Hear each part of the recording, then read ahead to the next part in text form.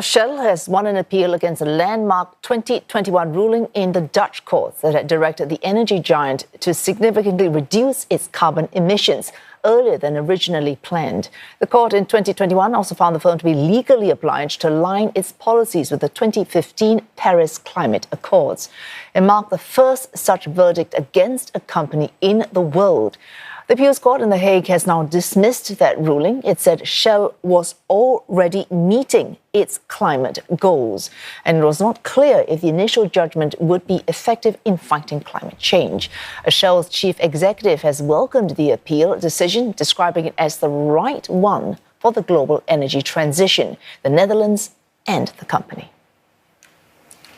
And more, Olly Barratt joins us live from London. Olly, we have heard the bare bones of the reasons for the court reaching that decision. What else did it say for why it decided to make this decision?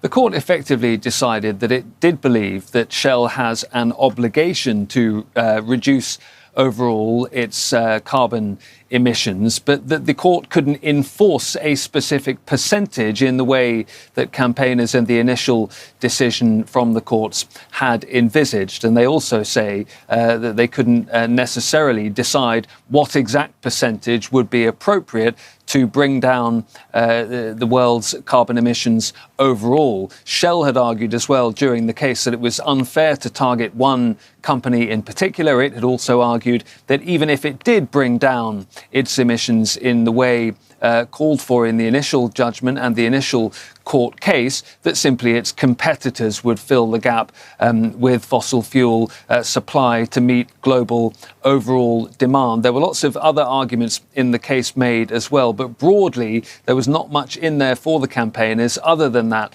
view from the court that Shell is obliged to bring down carbon emissions overall. But the court also said, as you were saying, that Shell is on course to do that. And we have heard from the chief executive of Shell saying that they believe that this is the right decision for global energy transition, but also for the company itself and for the Netherlands. So not surprising to hear that Shell has very much welcomed the news after a long court battle and arguments in all sorts of directions. Well, when the ruling was made in 2021, it was considered landmark, valuable or important in the fight against climate change. Now that the appeal against it has succeeded, does this represent in any way a significant setback for the fight against, or rather the fight to contain climate change?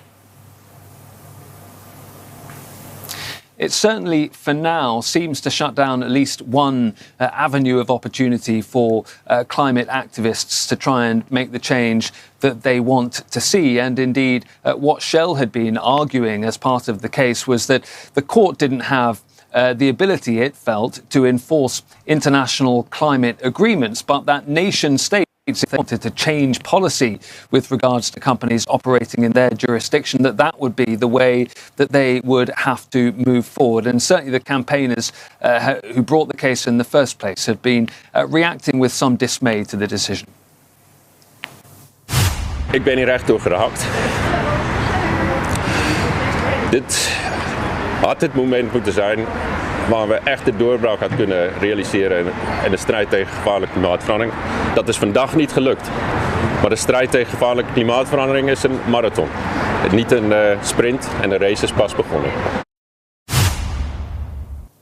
Now, campaigners say that Shell has actually recently scaled back some of its ambition when it comes to reducing emissions. Shell itself says it's taking serious steps to reduce emissions and says it still hopes to be a net zero emissions company by the year 2050.